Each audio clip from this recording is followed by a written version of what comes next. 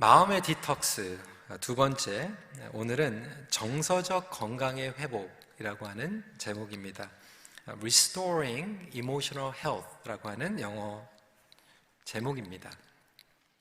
정서적 건강은 온전한 영적 성장에 반드시 필요합니다. 그러니까 반드시가 중요합니다. Emotional health is vital to spiritual growth. 하나님은 그의 자녀가 믿음의 성장과 성숙을 이루기 원한다라고 하는 것을 우리는 너무나도 잘 알고 있습니다.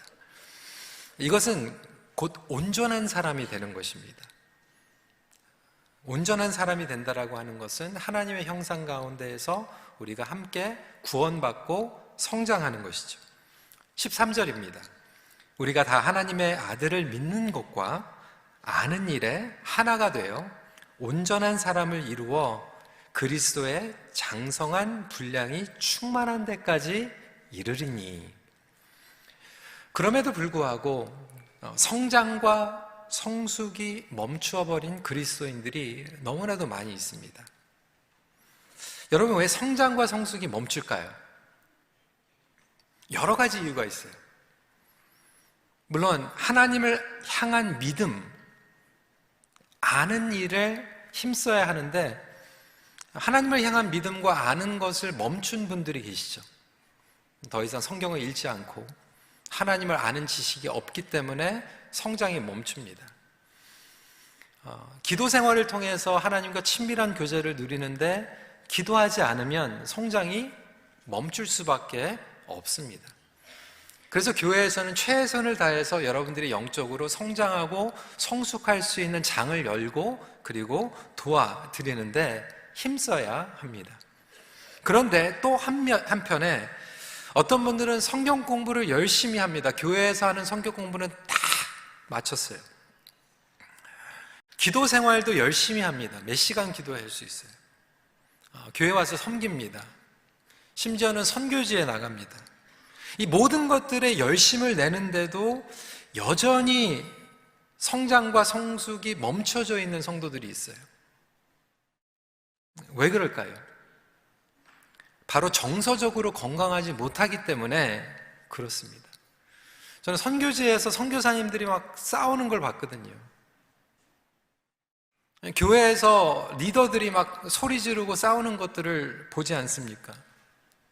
성경 공부를 안 해서가 아니거든요. 성경 공부를 했는데 여전히 마음은 고집스럽고요. 여전히 좁고요. 깊은 내면에는 상처가 있고요. 원망이 가득 차 있는 그런 내면이 변하지 않으니까 겉으로는 하나님의 일을 하고 하나님을 향한 지식을 힘쓰고 있는데도 불구하고 성장과 성숙이 멈춰 있는 거죠. 그래서 오늘은 마음과 정서적인 건강에 대해서 함께 나누고요. 다음 주에는 마음과 관계적인 건강에 대해서 말씀을 나누고자 합니다. 오늘은 마음과 정서적인 건강에 대해서 말씀을 전하는데 첫 번째로 굉장히 중요한 진리는요, 하나님께서 당신의 형상대로 우리에게 감정을 주셨습니다. God gave us emotions based on His own image. 잊기 쉬운 가장 기본적인 진리입니다. 예전에 성경 공부 열심히 하신 분들 아마 이 그림 보여드리면 기억이 나실 텐데, 제가 고등학교 때 그 CCC 교재를 통해서 이 부분을 설명을 받았어요. 여러분, 기차 그림인데 한번 보시죠. 이 그림이 생각이 나세요? 영어로는 fact, faith, feeling. 그래서 이 그림을 통해서 제가 성경 공부를 하면서 배웠던 건 뭐냐면, 감정은 제일 마지막에 끌려가는 거다. 그래서 우리의 믿음은 철저히 하나님의 말씀을 기초로 하고 그리고 그것을 믿음으로써 나가야 된다. 그러니까 감정이 막 굴곡이 심하고 업앤다운이 심하고 뭐 이런 것들을 자꾸 생각하지 말고 그냥 믿음대로 따라가다 보면 감정은 나중에 저절로 따라간다라는 이야기를 배운 적이 있어요. 그러니까 감정을 의존할 수 없는 거죠. 중요하지 않는 것처럼. 그래서 교회 와가지고 섬기는데 마음이 불편해요.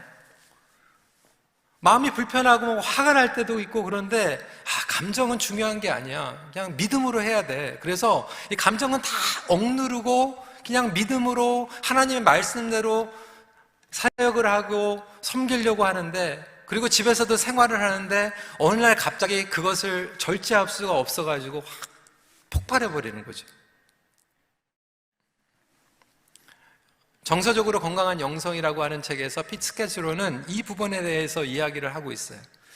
근데 여러분, 사실 신앙생활을 하면서 우리는 이렇게 감정을 누르고 부정하는, 그리고 오히려 감정 표현을 하면 믿음이 없는 것처럼 여겼는데 이것은 성경적이 아닙니다. 여러분, 성경에 어디에 감정이 중요하지 않다라고 기록한 데는 없어요. 우리 하나님은 지정의의 하나님이십니다. Our God is God of mind, heart, and will. 저와 여러분들을 창조하실 때 하나님의 형상대로 창조하셨기 때문에 우리에게 생각할 수 있도록, 그리고 느낄 수 있도록, 그리고 행동할 수 있도록 창조해 주셨습니다. 하나님은 감정의 하나님이에요. 성경 보세요. 사랑의 하나님이시지만 질투의 하나님이시고요, 분노의 하나님이십니다. 예수님도 이 땅에 오셨을 때 공생애를 통해서 그분의 감정을 건강하게 표출하셨어요. 때로는 기뻐하시고, 때로는 슬퍼하시고, 때로는 외로워하시고, 때로는 화를 내셨습니다. 때문에 우리 자신도 우리의 감정과 마음 상태를 아는 것이 매우 중요합니다. 인간의 감정을 외면하거나 축소시키는 것은 하나님의 창조의 의도를 왜곡시키는 거예요. 하나님께서 주신 건데요.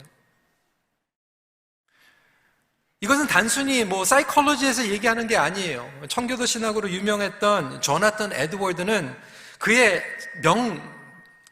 유명한 책 가운데 신앙 감정론이라고 하는 책을 썼습니다. Religious Affections라고 하는 책이에요. 이 책을 보면 하나님께서 우리에게 감정을 주셨고 예수 그리스도 안에서 이 감정이 성화되어야 된다라고 설명하고 있어요. 성화가 되면 이것은 거룩한 감정이 됩니다. Godly emotions. 이 godly emotion, 거룩한 감정은 얼마만큼 중요하냐면 참된 믿음 안에 속해져 있는 감정이고요, 그리고 이것의 아주 중요한 핵심 포인트입니다. 그리고 이 거룩한 감정이야말로 저와 여러분들이 결정하고 행동하는 데에 모티베이션이 된다는, 발원지가 된다라고 하는 거예요. 은혜로운 감정은 영적인 확신을 도와줍니다. 예를 들어서 저와 여러분들이 오늘 예배드리고 있습니다. 예배드리고 있는데 어떤 감정이 들고 있습니까?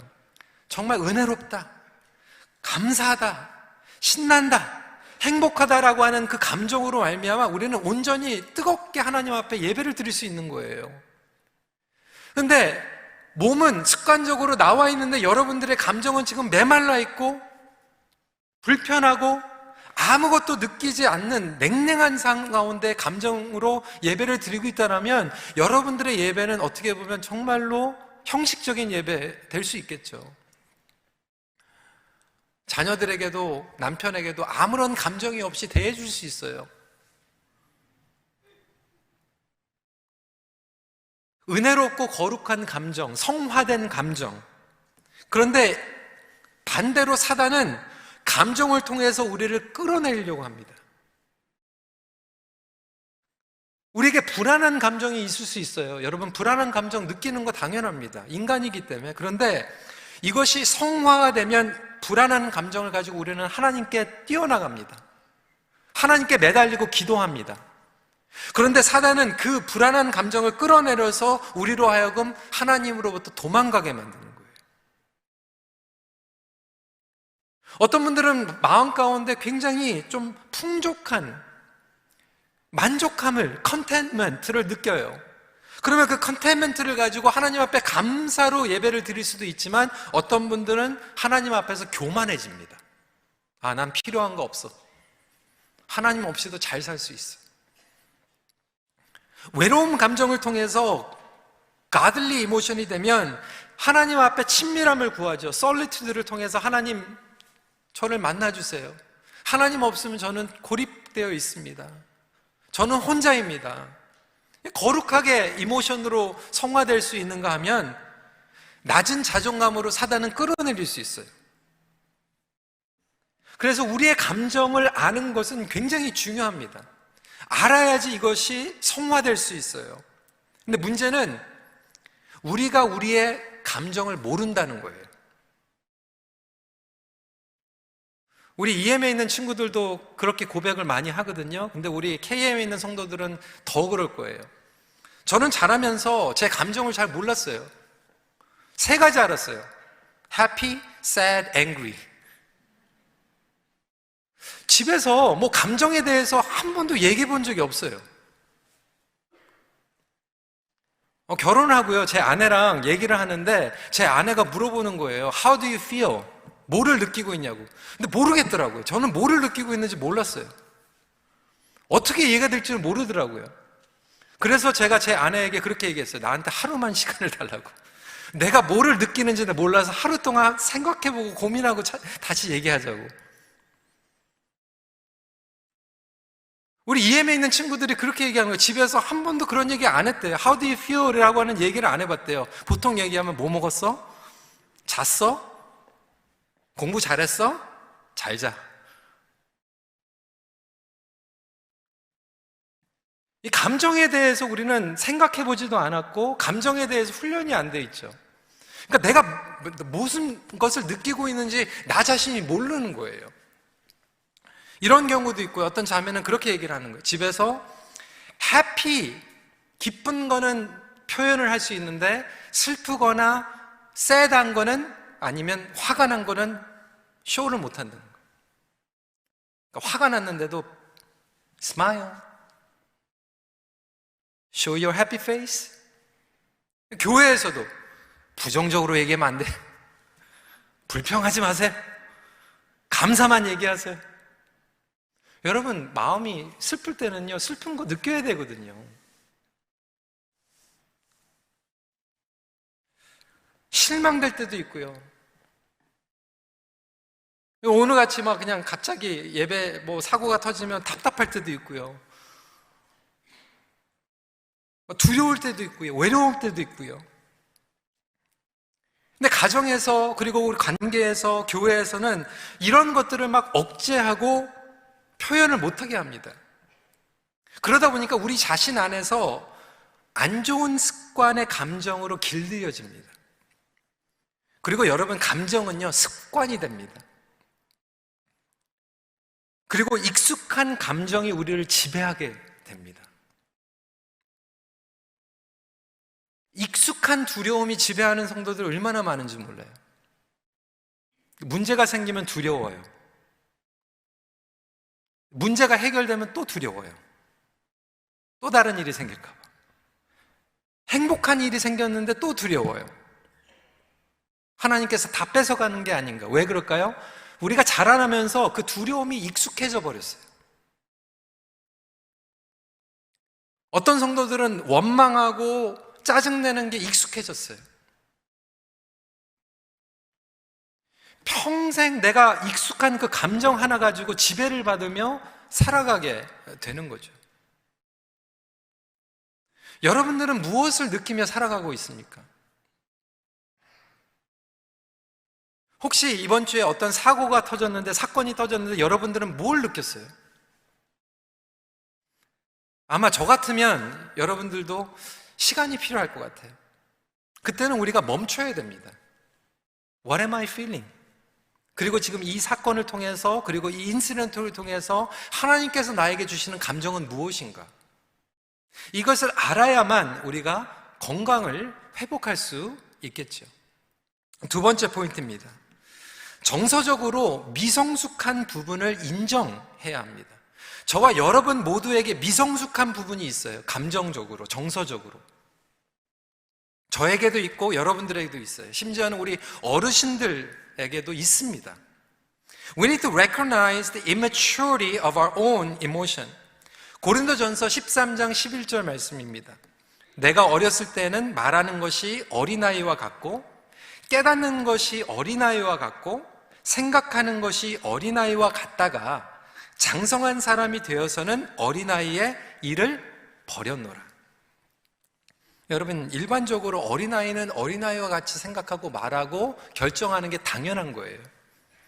정서적으로도 어린아이는 느끼는 수준이 있어요. 그리고 성장하면 어른으로서 또 느끼고 그것을 소화해야 되는 책임이 있죠. 이 감정도 성장을 해야 되는데 어린아이들의 대표적인 특징은 뭐냐면 자기의 감정을 구분하지 못해요.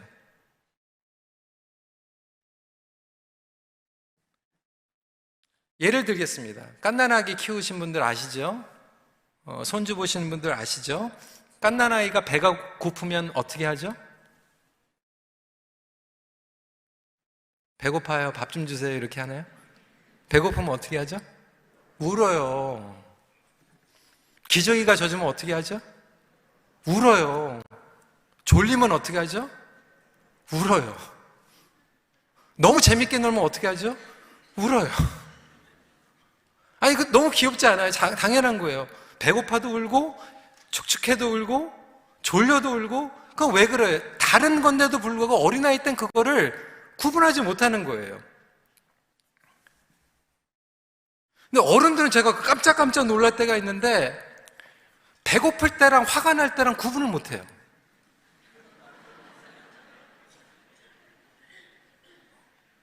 여러분, 그 새로운 단어도 나왔어요. 배고플 때 화가 나면 그걸 hangry 그럽니다. hangry. hungry도 아니고 angry도 아니고 hangry. 근데 막 모임하다가 밥 안 주면요 화를 내버려요. 그건 angry가 아니에요. hangry예요. 근데 우리는 아직도 어른이 돼서 그거를 구분을 못합니다. 그러니까 성장을 하면서부터 우리는 죄인이기 때문에 사실 서로에게 상처를 많이 받아요. 안 좋은 상처 많이 있죠. 그런데 많은 경우에는 이런 것들을 우리가 해결하지 못하고 성장하게 됩니다. 억누르고 지나가 버리는 거예요. 그리고 나서 어떠한 사건이 터졌을 때 그것을 통해서 나름대로 우리가 가지고 있는 코핑 메커니즘이 생기게 되는 거죠. 죄송한 얘기지만 개인적인 얘기입니다. 제가 KM을 맡고 나서 7년 지금 목회를 하고 있는데요. 한 번은 당회를 하는데 당회가 5시에 끝나야 되는데 여러 가지 얘기하다 보니까 5시 반까지 당회를 했어요. 내려오는데 제 아내가 그냥 덜컥한 거예요. Is everything okay? 들어보니까 예전에 자랐을 때 아내가 자란 교회에서는 그렇게 싸웠대요. 막 장로님들끼리 싸우고 재직회에서 막 싸우고, 그러니까 5시에 내려와야 되는데 5시 반에 내려오니까 이건 오늘 싸우는구나. 우리는 해피페이스로 내려오고 있는데 그냥 그렇게 느끼는 거예요. 우리 EM 친구들이 그 얘기 하더라고요. 예전엔 부엌에 가서 우리 권사님들 칼 들고 싸웠대요. 왜 칼을 들고 그렇게 싸우는지. 물론 던지지는 않았는데 그러니까 막 화가 나니까, 아니면 너무 힘드니까, 지치니까 막 그냥 뚜껑이 그냥 어디서 그냥 부엌에서 열린 거죠. 국밥은 먹고 싶은데 부엌은 가기 싫고. 어떤 친구는 자라나면서 out of control. 캐나다 오는지 전날 알았대요. 캐나다에 왔대요.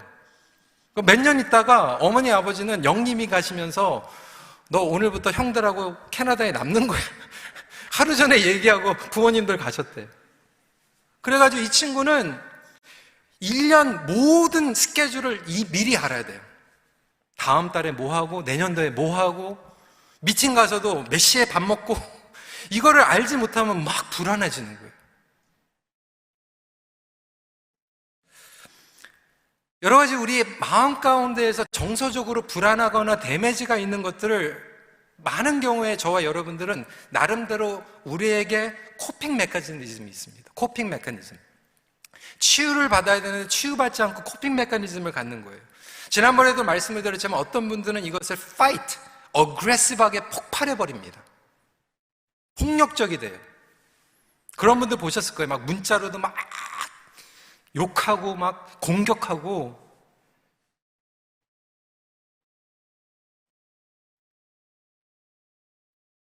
공격적으로 되는 거죠. 가스라이팅하고.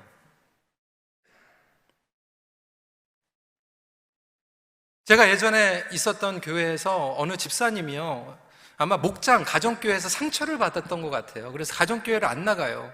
근데 본인이 뭐 안 나가고 쉬는 거 괜찮아요. 근데 담임 목사님께서 나오셔가지고 오늘부터 우리 목장을 개편합니다. 목장에 속하지 않은 분들 또 목장에 다시 한번 마음 결단하시고 들어가시면 좋겠습니다. 그거 얘기하면서 설교를 하는데 제가 뒤에 앉아 있는데 그 집사님이 옆에 있는 사람한테 우리를 딱 쳐다보면서 목장 들어가지 마세요. 상처만 받아요.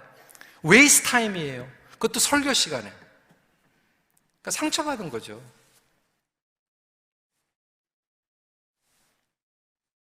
목장에서 카톡으로 어느 집사님 생일이에요. 집사님 생일 축하해요. 근데 아마 딴 집사님 생일을 잊어버렸던 것 같아요. 지난달에. 그러니까 이분이 그냥 화가 나가지고 그런 거 카톡에 올리지 맙시다. 그러니까 공격, 폭발. 어떤 분들은 이 파이시 아니라 플라이트 한다고 말씀을 드렸는데 셧다운 해버려요. 벽을 쌓고 스트레스를 혼자 받는 거죠. 그러니까 마음의 문을 닫아버립니다. 잠수를 타고요, 대화를 거부하고요, 잠시 동안 교회에 나타나지도 않고요.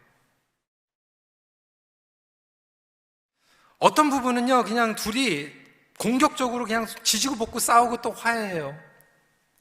근데 어떤 분들은 정말 공격적인데 또 아내나 남편은 또 그걸 다 받아. 건강하지 못하게. 그러니까 한 분은 보면 굉장히 공격적이고 파괴적인데 한 분은 정말 그렇게 살다 보니까 정말 천사가 된 분도 계시고, 어떤 분들은 정말로 셧다운 해가지고 그냥 슬프게 살아가는 분들도 보게 됩니다. 어그레시브 하는 경우도 있지만 셔팅 다운 하는 경우도 있고요. 어떤 경우에는 어썸션을 하게 되죠. 어썸션이라고 하는 것은 그냥 왜곡되게 생각하는 거예요. 예전에도 말씀을 드렸지만 제가 예배가 끝나고 그날 설교가 너무 아쉬웠어요. 또 말에 실수도 좀 했어요. 그래서 막 고민에 빠져가지고 복도를 지나가고 있는데 아마 그 집사님이 저를 보고 눈으로 인사를 하신 것 같은데 제가 그 집사님을 못 봤어요. 인사를 못했어요. 그러니까 이분이 너무 상처를 받은 거예요.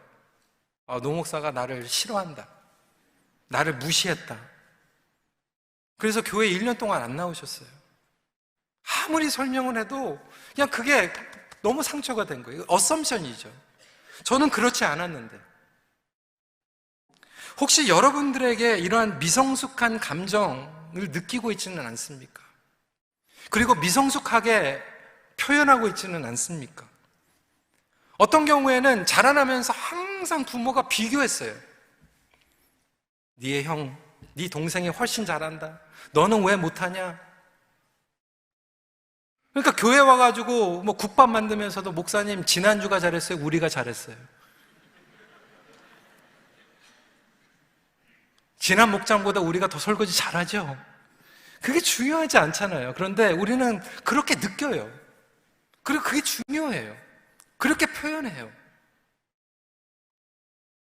그러면서 이러한 감정을 가지고 폭발하고 표출하면서 후회하는데 시간이 또 지나면 또 그 감정에 지배를 받아요. 그러다 보면 평생 미성숙한 감정의 지배 가운데 살아갈 수밖에 없는 거죠. 그렇다면 답은 무엇인가? 마지막 포인트입니다. 건강한 관계를 통해 정서적 치유를 경험하게 됩니다. Healing our emotions through healthy relationship. 하나님께서는 우리에게 치유를 주시는데 관계를 통해서 상처받은 것은 반드시 관계로만 힐링 받을 수 있어요. 내가 고립되고 아무도 만나지 않고 해결할 수 있는 것은 없습니다. 복음의 능력이 치유와 회복을 한다라고 하는 약속은 과연 무엇일까? 15절은 이렇게 얘기합니다. 오직 사랑 안에서 참된 것을 하여 범사에 그에게까지 자랄지라. 그는 머리니 곧 그리스도라. 물론 궁극적으로 그리스도와의 관계를 통해서 우리는 치유받습니다. 그리고 예수 그리스도의 공동체를 통해서 건강한 치유를 받을 수 있고요. 예수 그리스도 안에서 가정을 꾸릴 때, 그리고 프렌십을 통해서, 목장을 통해서 또한 치유를 받을 수 있어요. 그런데 내가 교회를 다닌다고 자동적으로 치유받는 건 아닙니다. 어떠한 관계는 굉장히 안 좋은 관계가 있어요. 그래서 굉장히 중요한 포인트 두 가지가 있는데, 첫 번째 A는 상처 주는 관계에서 치유하는 관계로의 변화가 필요합니다. From hurtful relationship to healing relationship. 말씀드린 대로 관계는 관계로 치유됩니다. 하다못해 여러분, 애완동물을 통해서도요, 부분적으로 치유를 경험하기도 해요.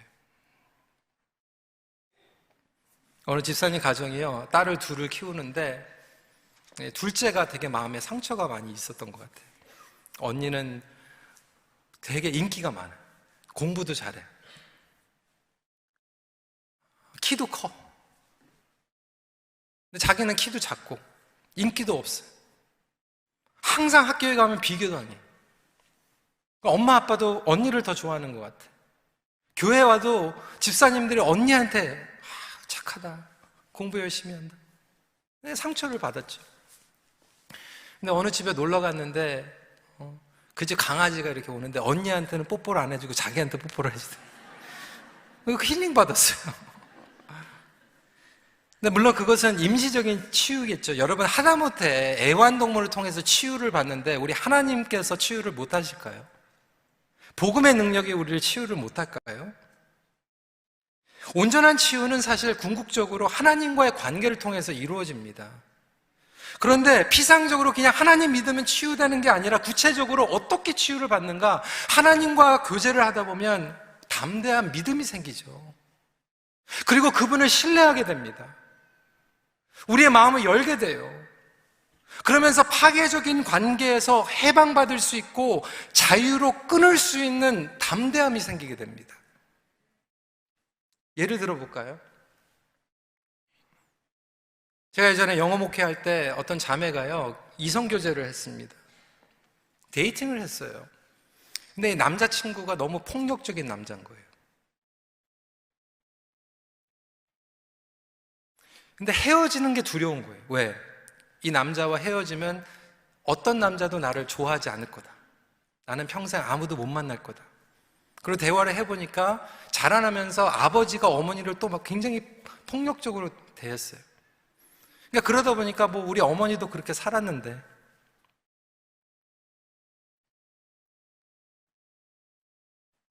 hurtful relationship 다이나믹이죠. 근데 이 자매가 예수 그리스도 안에서 믿음이 성장하기 시작합니다. 나는 존귀한 하나님의 딸이야. 하나님께서 사랑하는 존재인데 내 남자친구가 절대로 나를 그렇게 어뷰스할 수 없어. 그리고 이 남자와 헤어지고 하나님께서 더 좋은 남자를 허락해 주시고, 만약에 그게 아니래도 나는 싱글로 살아도 하나님께서 나의 미래를 주관하시기 때문에 나는 두려움이 없어. 그리고 잘랐어요. 어떻게 됐을 것 같아요? 몇 년 후에 정말 좋은 청년 만났어요. 잘 살고 있어요.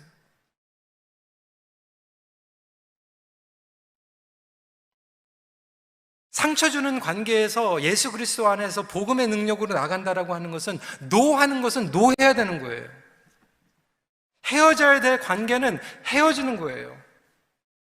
거리를 두어야 되는 것도 있죠. 물론 가족은 여러분 헤어질 수 없잖아요. 그럴 때는 바운더리를 긋는 거죠. 그리고 치유받고 함께 가야 될 과정은 함께 가야 되는 거죠. 이것을 분별할 수 있는 것, 이것을 세퍼레이트 할 수 있는 것이 마음의 성장이고 성숙입니다. 이 관계에 대해서는 제가 다음 주에 더 말씀을 드리겠습니다. 오늘 마지막으로 나누기 원하는 포인트는 파괴적인 대화에서 치유의 대화로. 여러분, 가정에서 대화가요, 소통이 너무나도 중요합니다. 우리는 하나님과 소통하는 존재예요. 하나님은 소통하십니다. 말씀을 통해 소통하시고, 기도를 통해서 우리와 소통하시고, 성령님을 통해서 우리와 소통하시죠. 이 소통을 통해서 우리는 관계가 힐링이 됩니다. 죄를 지었던 인간에게 하나님은 소통하시면서 치유하잖아요. 어떻게 하면 파괴적인 대화에서 치유의 대화로 성장할 수 있을까? 그러니까 누르고 외면하는 것이 아니라 건강하게 표현을 하는 게 중요합니다. 좋은 것만 얘기하라는 게 아니에요. 긍정적인 것만 얘기하라는 게 아니에요. 문제가 있는 것 얘기해야 됩니다. 그런데 파괴적으로 얘기할 수 있고 건강하게 얘기할 수 있어요. 예멘에 있는 한 집사님이 너무 좀 속상해가지고 저한테 얘기를 하는 거예요. 오래간만에 코로나 이후에 가족들이 모였는데 손주 손녀들도 할아버지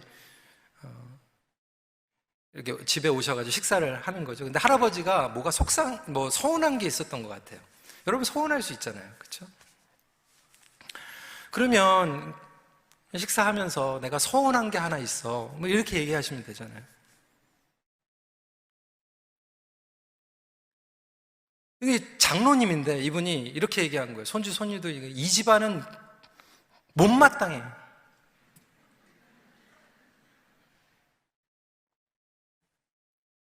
이놈의 집안은 제대로 된 게 없어. 아니 그 집안의 어른이 누구입니까? 장로님이잖아요. 왜 본인이 이 집안에 뭐 그렇게 욕을 할 필요 없잖아요. 그냥 서운한 게 있으면 서운한 거 얘기하면 돼. 여러분 집안에서도 그런 일 많이 합니다. 남편에게 서운하거나 자녀들한테 서운하면 어떤 주부들은 그렇게 얘기하잖아요. I hate this family. 서운할 수 있죠. 서운한 거 서운하다고 얘기하면 되거든요. 건강하게 표현을 해야 됩니다.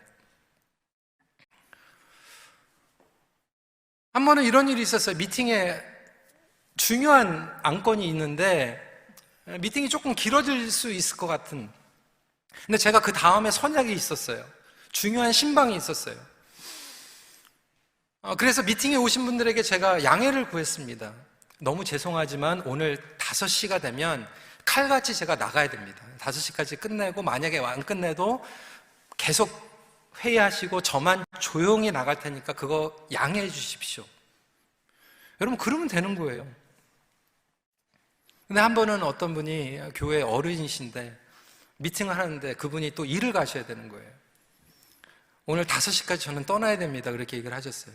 근데 5시까지 됐는데 회의가 안 끝났어요. 이분이 화가 났어요. 테이블을 그냥 확 뒤집어 엎고 에이! 그러면서 나가셨어요. 여러 가지 감정을 느꼈겠죠. 내가 분명히 얘기했는데 나를 무시하는 거야?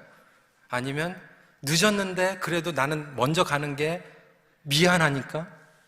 여러 가지 감정을 느낄 수 있지만 사실 그것을 건강하게 표현할 수 있죠. 죄송합니다. 저 먼저 갈게요.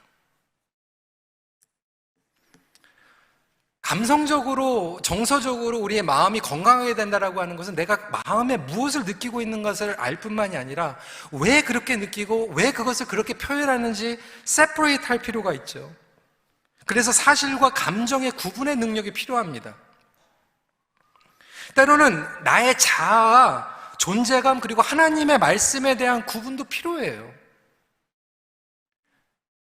제가 처음에 목회할 때 EM에 있는 친구가 저한테 와가지고 그렇게 얘기했어요. 목사님, 제가 1년 동안 이 교회 다녔는데 목사님 설교 한 번도 은혜 못 받았어요. 이러더라고요.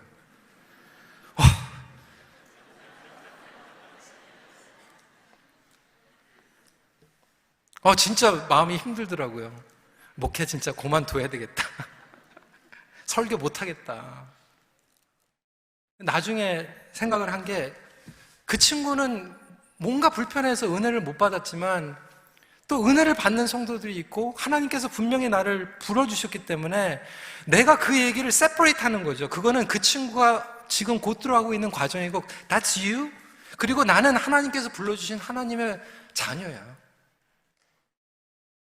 여러분 우리가 목장을 하면서도 그리고 가정에서도 여러 가지 그런 어려운 관계에서도 때로는 상대방과 나를 세퍼레이트 할 필요가 있어요. 근데 우리는 그것을 세퍼레이트 못합니다. 아버지가 직장에 가가지고 무시당했어요. 아니 가게를 하는데 손님이 막 돈을 던져버리고 막 무시당했어요. 얼마나 속상합니까? 속상해야죠, 당연히. 근데 집에 와가지고 아들이 그냥 숟가락 먼저 들었다고 그냥 막 때려버리는 거예요. 나 무시하는 거예요, 지금? 그건 구분해줘야죠. 그거는 손님과 나와의 관계이지 나의 아들과 관계가 아니거든요. 비판을 받을 때, 칭찬을 받을 때 나의 존재감이 올라갔다 내려가는 게 아니에요. 내가 실망했다고 상대방을 나쁜 사람으로 만들 필요도 없고 원수로 만들 필요도 없는 거예요. 예전에 제가 LA 있을 때 그런 경험을 했거든요. 어느 집사님께서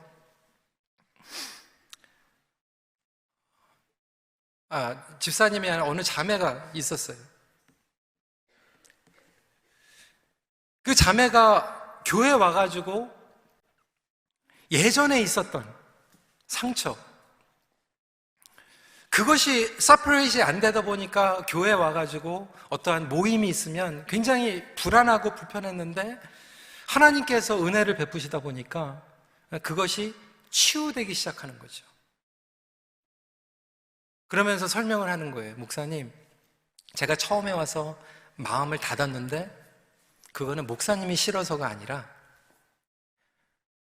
교회에서 예전에 상처를 받았기 때문에 그것을 회복하는데 시간이 걸렸어요. 그 얘기는 뭐냐면 It's not you, it's me. 어느 집사님은 그렇게 얘기를 하더라고요. 교회에 왔는데 부목사님들한테 너무 잘해주는 거예요. 근데 나한테는 잘 안 해줘. 저는 오해인 줄 알았어요. 근데 나중에 그 집사님께서 저한테 와가지고 그렇게 얘기를 하는 거예요. 목사님, 제가 한국에서 교회를 다닐 때 담임 목사님한테 상처를 받았어요. 그래서 왠지 담임 목사님 그러면 뭔가 멀게 느껴지고 불편하고 어떻게 해야 될지 모르겠어요. 그래서 미안하다고. 그게 뭐예요? It's not you, it's me. 너무 감사하더라고요. 그렇게 설명해 주니까. 그 전까지는 내가 뭘 잘못했지 막 고민했거든요.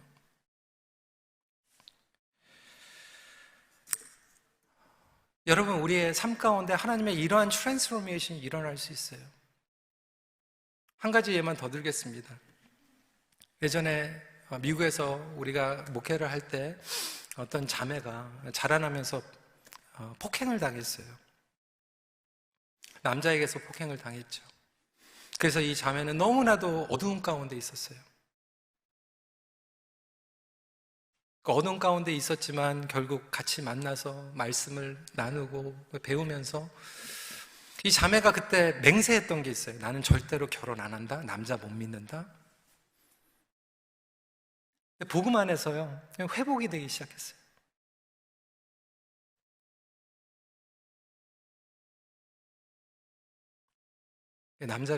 좋은 남자를 만나서 결혼했는데 주례를 해줬어요. 얼마 전에 임신을 했는데 그 임신 병원 가가지고 찍은 사진을 카드에다 해가지고 보내줬는데 얼마나 눈물이 나는지. 하나님의 치유입니다. 여러분, 말씀을 정리하면서 우리의 감정, 정서는요, 안 믿는 사람도 비교적 건강한 정서를 가질 수 있어요. 상처를 들받으면. 그런데 복음의 능력이라 하는 것은 저와 여러분들은 예수 그리스도 안에서 상처받은 그리고 불완전한 정서도 회복될 수 있음을 믿으시길 바랍니다. 이것이 바로 마음의 중생이에요. A regenerated heart. 우리가 예수 그리스도를 만나며 중생의 경험을 할 때 그냥 영적으로만 중생의 경험을 하는 것이 아니라 우리의 마음도 리제너레이션이 일어나게 됩니다. 그러니까 안 믿는 사람도 비교적 정서적으로 건강할 수 있지만 안 믿는 사람들은 복음 안에서 회복은 못 받거든요. 그런데 저와 여러분들은 예수 그리스도의 관계 가운데 그리고 건강한 공동체를 통해서 회복받을 수 있게 됩니다. 우리의 마음의 중생을 경험하게 되면 우리의 마음이 하나님의 마음에 합당하게 되죠. 우리의 마음이 하나님의 마음을 닮아가게 되죠. 그분의 마음이 가는 곳에 우리의 마음도 가게 되고 그분이 기뻐하는 것을 우리도 기뻐하고, 슬퍼하는 것 우리도 슬퍼하고, 그분이 분노하는 것을 우리도 건강하게 분노할 수 있으며, 오히려 이것을 통하여서 성화의 과정을 걸어가게 됩니다. 믿음과 관계를 통해서 구속의 능력이 경험됩니다. 혹시 여러분들의 관계가 hurtful relationship, hurtful communication이 너무나도 많이 있다라고 하면 여러분 믿음 가운데 그것 끊어내십시오. 그리고 회복하십시오. 성화의 과정을 지나가면서 여러분들의 hurtful relationship이 healthy relationship, 힐링 relationship이 되고, hurtful communication이 힐링 communication이 되는 저와 여러분들이 되시길 간절히 기도합니다. 예수 그리스도의 구속은 모든 것을 포함한 총체적 구속의 능력입니다. 같이 기도하겠습니다. 여러분, 혹시 말씀을 들으면서 저와 같이, 제가 자라나는 것 같이 여러분들의 마음을 여러분들이 잘 모르고 뭐를 느끼는지도 건강하게 생각해보지도 못했고 표현하지도 못했던 그런 삶을 살아갔다라면 여러분 지금도 늦지 않았어요. 익숙한 안 좋은 감정, 하나님께서 기뻐하지 않는 표현, 그리고 누군가를 상처 주는 나의 마음, 그리고 쉽게 상처받는 마음, 그 마음이 여러분들의 인생을 지배하고 있었다라면 이 시간에 같이 기도했으면 좋겠어요. 하나님, 예수 그리스도의 보혈의 능력으로 그것을 씻어주시고 끊어주시고, 오늘 나의 삶 가운데 변화가 있게 하여 주실 뿐만이 아니라 내가 앞으로 살아가면서 내 사랑하는 사람들, 주위에 있는 사람들에게 정말 건강한, 그리고 치유를 주는 관계로 나아갈 수 있도록 주님 은혜를 베풀어 주시옵소서. 이렇게 기도하는 시간 잠시 갖도록 하겠습니다. 기도하시겠습니다.